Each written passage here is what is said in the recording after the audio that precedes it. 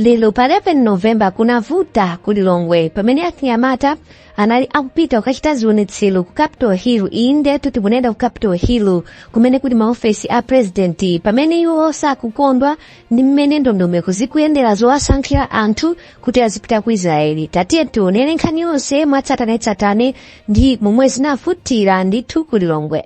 Apolice mu mzinda wa Lilongwe amanga achinyamata 11 omwe amachita zionetsero zosakondwa ndi mmene ndondomeko yowapezera ntchito za ulimi mdziko la Israel ikuyendera. Wachiwiri kwa mneneri wa apolisi mdziko muno Ahalina Mwaza asimikiza izi ndipo Pemphero Malemba watumiza ripoti ili. Lolemba achinyamata ena anachita zionetsero mu mzinda wa Lilongwe kamba mwa zina zimene ati kulephera kwa boma kuyendetsa bwino ndondomeko yotumiza achinyamata kugwira ntchito mdziko la Israel, komanso kulephera kwa boma kololeza nthambi zoyima pa zokha kuti zigwire ntchito yotumiza anthu kukagwira ntchito mdziko la Israel. Atangofika pa chipata cha ku Capitol Hill, achinyamatawa anayimitsidwa ndi apolisi amene anati zionetserozi ndi zosavomerezedwa. Izi kenaka zinapangitsa kuti apolisi athire kutsokhetsa misozi ndipo achinyamatawa anathawa pamalowa. Koma patangodutsa mphindi zochepa, apolisi ndi achinyamatawa anayamba kuthamangitsana, zimene pamapeto pake zapangitsa kuti apolisi amange achinyamata ena. Wachiwiri kwa mneneri wa apolisi mdziko muno Ahalina Mwaza atsimikiza za kumangidwa kwa anyamatawa ndipo ati atengedwa ku bwalo la milandu lachiwiri. Anthu akaloledwa kuti akhoza kupanga zionetsero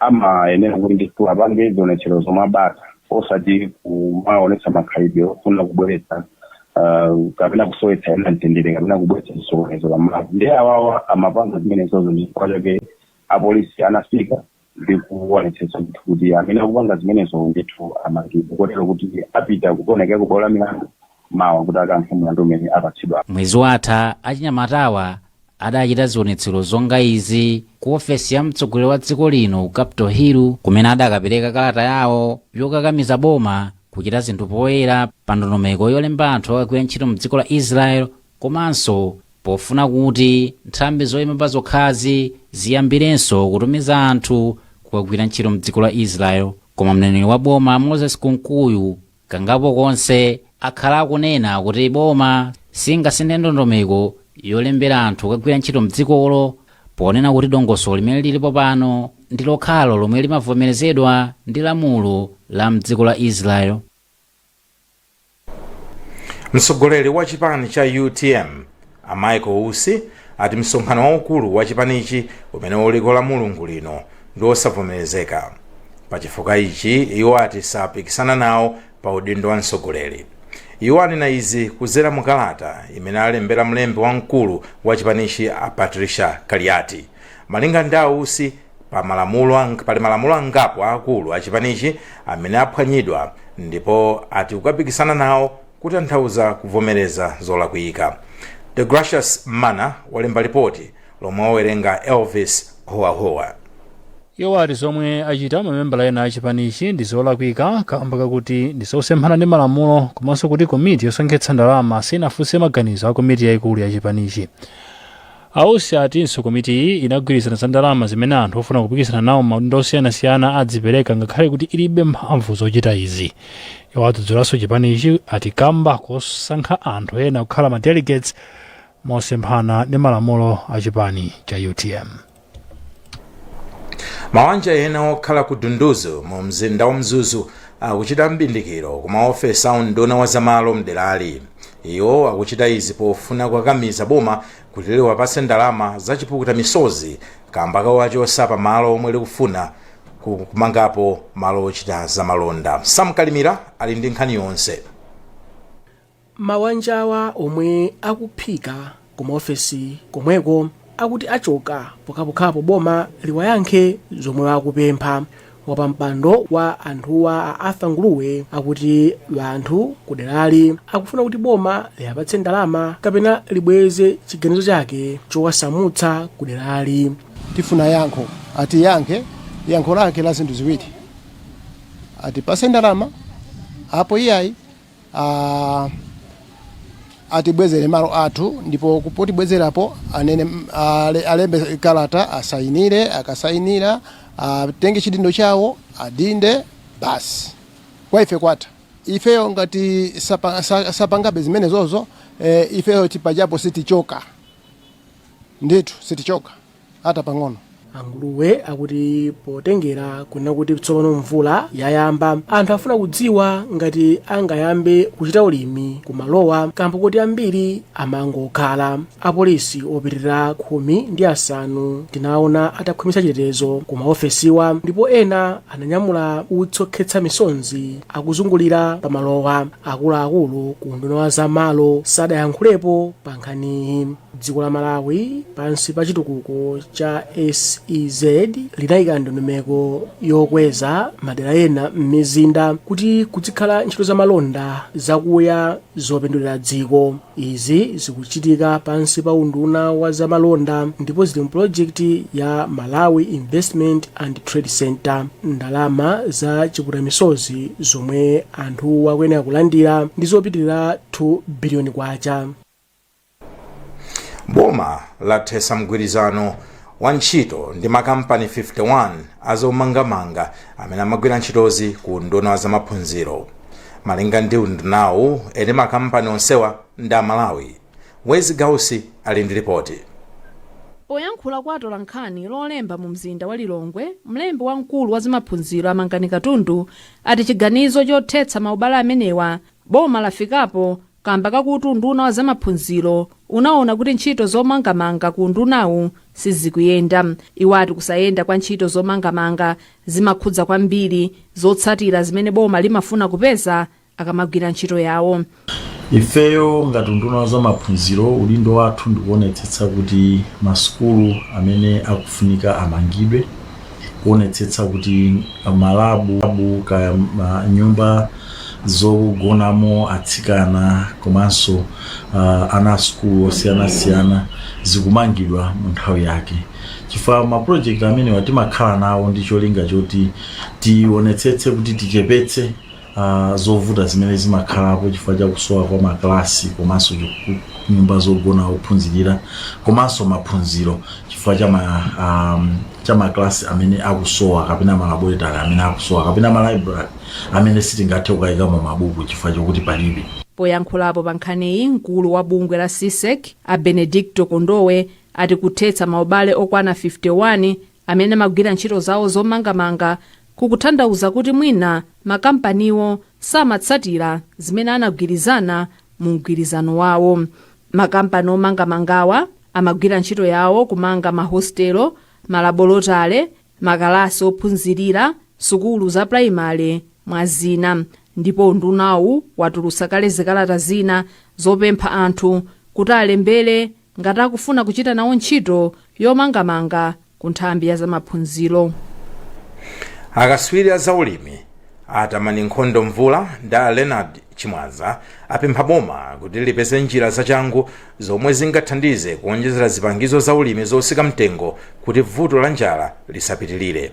Awiriwa amathirirapo ndemanga pa nkhani yoti boma lapereka 52 billion kwacha yokha mwa ndalama zokwana 161 billion kwacha zomwe lidavomereza kuti zithandizire ndondomekoyi. Amvula aufotokoza kwa Daniel Zemba.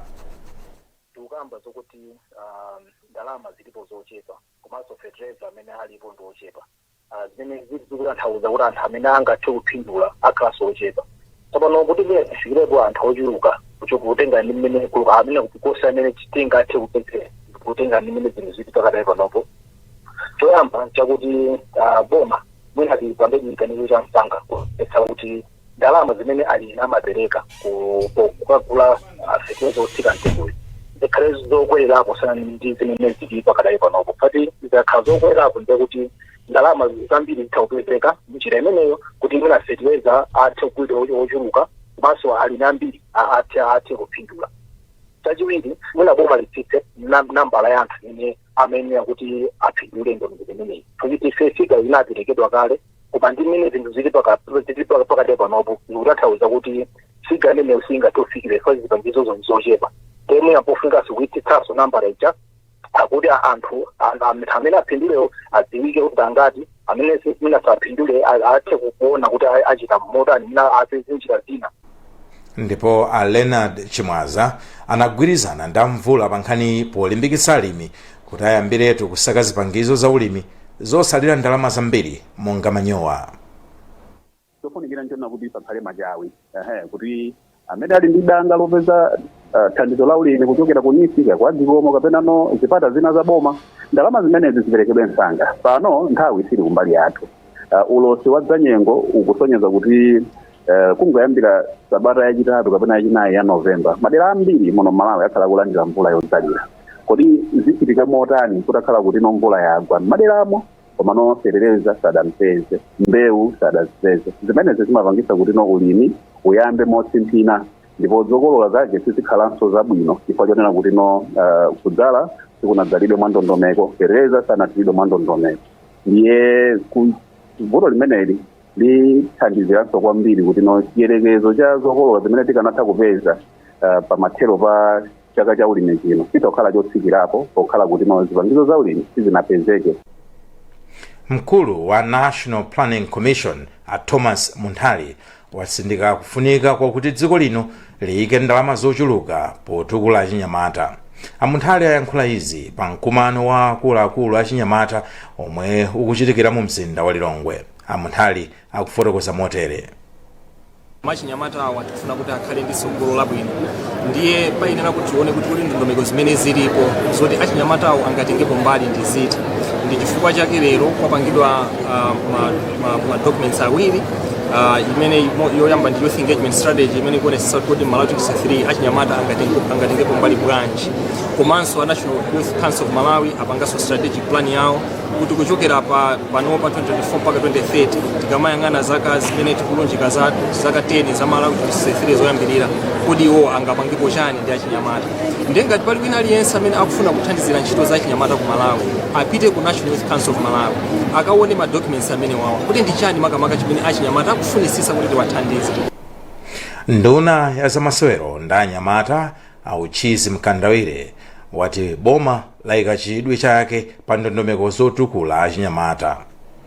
Zofunika kwambiri kunena kuti achinyamata azitha kumakhala ndi mwayi otenga ngongole ku NISA chifukwa pakali panopa ndondomeko imene tili nayo ngati kuboma imene tikugwiritsa ntchito kuti achinyamata tiyapange empower, azitha kumalima, azitha kumapanga ma business osiyanasiyana ndi pamene akutenga ngongole ku NISA. Ndiye chimene tingalimbikise chonena kuti ku NISA ndalama zozikhaleko toyambirira, ndalama zozikakhalako tithe kufikira achinyamata ambiri kuti azitha kumatenga ngongole zosiyanasiyana ku NISA. Kuli ngongole zokhuzana ndi ulimi, kuli ngongole za mabizinesi ena ndi ena ku NISA. Ndiye tilimbikisa kwambiri kunena kuti ku NISA ndalama zizipezeka. Zinthu sizili bwino pa chipatala chaching'ono cha Vumbwe mboma la Tcholo pamene nkhani za ukhondo zasokonekera. Izi ndi malinga ndi kuti chipatalachi chakhala miyezi yoposa 3 chikuvutikira madzi omwe anadula kamba kulephera kulipira mabilu. Isaac Salima ali ndi nkhani yonse. Chipatala chaching'ono cha Vumbwe chimene chili mboma la Tcholo chimathandiza anthu osachepera 700 pa tsiku. Ukafika pa chipatalachi pamalo amene amalandirira anthu odwala pali malemba amene akulimbikitsa anthu kuti azibwera pa chipatalapa, komanso kuti chipatalachi ndi chodzipereka kuthandiza anthu moyenerera komanso kulemekeza njira za ukhondo. Komano zimene zikuchitika pa chipatalachi ndi zosiyana ndi mawuwa popeza zambiri sizili bwino. Taganizani chipatalachi chakhala oposa miyezi 3 opanda madzi a mipope malinga ndi kuti madziwa anadula kamba kulephera kulipira bilu. Mapeto ake anthu amakakamizika kukafuna madzi kuchokera pa mjigo umene uli mkatimu. Zimbuzi nazo pa chipatalachi zidazaza kalekale kotero kuti odwala amalephera kupitamo malinga ndi kuti zimanunkha kwambiri komanso zosakhala bwino. Koma mavutowa siwokhawa malinga ndi kuti amayi nawo amene ali kuchidikiriro akumananso ndi ziphinjo popeza kulibe malo oyenerera amene amayiwa angamagonepo, zimene zimawachitisa kuti azingogona pansi penipeni.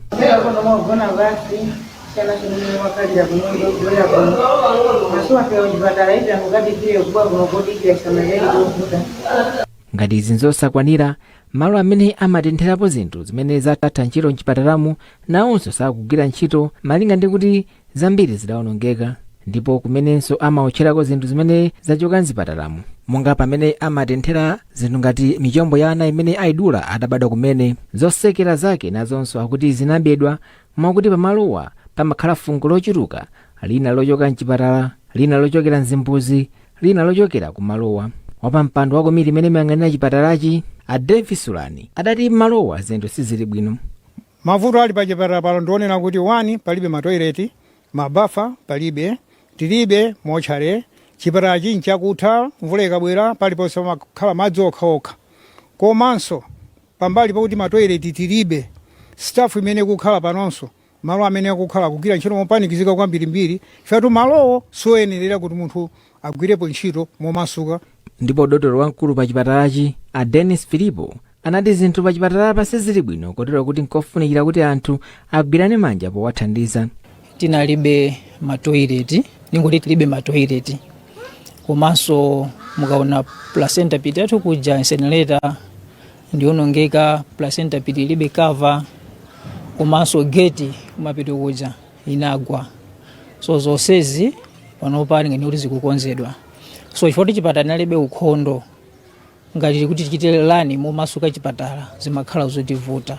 Ndipo titafika pa chipatalachi tidapeza kuti pali ntchito imene ikugwirika, koma titafunsa akuti ndikamba kakuti mmodzi wa anthu akufuna kwabwino a West Kosamu akumanga zimbuzi zimene mwina ntchito yomangayi ikatha zithandiza kuti mavuto amene odwala amakumana nawo maka pa nkhani ya ukhondo achepe. Anthu pafupifupi 2000 omwe akhuzidwa ndi njala m'boma la Mangochi alandira thandizo la chimanga kuchokera kwa utumiki wa Salvation for All Ministries International. Polankhula pamene amapereka thandizoli, mkulu wa utumikiwu a Clifford Kawinga atachita izi pofuna kuthandiza anthu amene akusowa chakudya. Blessings Makwira anayankhula ndi Kawinga.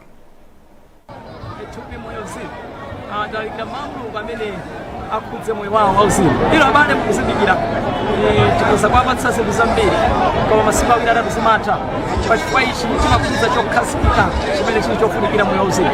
So titamaliza kwapatsa Mulungu amene apereka chimwemwe ndi chiyembekezo, tinasungiranso chakudya. Mukuzindikira kuti m'Malawi mwathu muno muboma likuyesetsa mbali yawo kugawa zakudya madera ambiri, koma sikuti angafikire china chilichonse. Boma ndife anthu, so ntchito yathu ngati a church, amipingo, azitsogoleri kuti kulowererapo ndi kuchita zimenezi. Pachifukwa ichi tikugawa mawu okudza kuthupi, kuuzimu, komanso kuwapatsa chakudya monga mavuto amene abwera ku Eastern Region. Ophunzira ena akukamuzi University of Health Sciences KUHES anayenda ulendo wa ndawala mu mzinda wa Blantyre pokonzekera mwambo wokondwerera kuti asiriza sukulu omwe uchitikira lachiwiri sabata ino. Ophunzira 102 ndomwe akumaliza maphunziro awo mapulogalamu osiyanasiyana, ndipo anayenda kuchokera ku Chichiri Shopping Mall ndipo anakathera ku sukuluyi. Pamwambowu pakakhala mtsogoleri wa dziko lino a Lazarus Chakwera yemwe akukasankhidwa ngati chancellor wa sukuluyi. Poyankhula pa ulendowu, John Puka omwe ndi mmodzi wa akuluakulu pa sukuluyi ati mwambowu ndiofunikira kwambiri kamba kakuti ndikoyamba kuti sukuluyi ichite izi chiyimire pa yokha kuchoka ku sukulu ya ukachenjede ya Malawi.